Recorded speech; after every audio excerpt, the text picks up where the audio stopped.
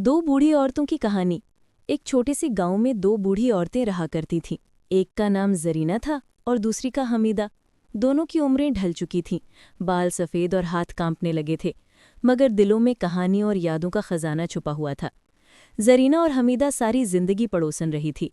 कभी एक दूसरे से लड़ पड़तीं, कभी कहकहे लगातीं, लेकिन शाम ढले अक्सर एक ही चारपाई पर बैठकर पुराने वक्तों को याद करतीं। जरीना का मिजाज तेज था, हमेशा कहती, दुनिया बदल गई है हमीदा, अब लोग बड़ों की इज्जत नहीं करते। हमीदा हंसकर जवाब देती, ऐसा नहीं जरीना, बच्चे अपनी राह ढूंढ रहे हैं, हम भी तो कभी अपने जिद पर चलते थे।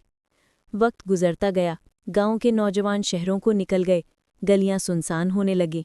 दोनों औरतें रोज शाम को एक साथ कुएं के पास बैठकर गांव की खामोशी में अपने माजी की रौनक तलाश करतीं। एक दिन जरीना बीमार पड़ गई। गांव वाले मसरूफ थे, कोई खबर न ली।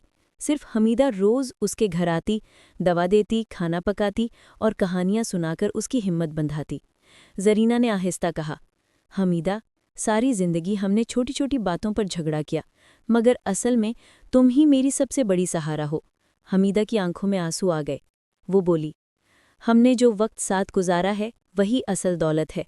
दुनिया बदलती है, रिश्ते कमज़ोर हो जाते हैं, मगर दोस्ती अगर सच्ची हो तो बुढ़ापे की तन्हाई को भी रोशनी दे देती है। चंद दिन बाद जरीना सेहतयाब हो गई।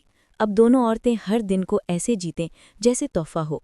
वो जानती थी कि जिंदगी लंबी नहीं बची, मगर उनके दिल में सुकून था कि वो अकेली नहीं।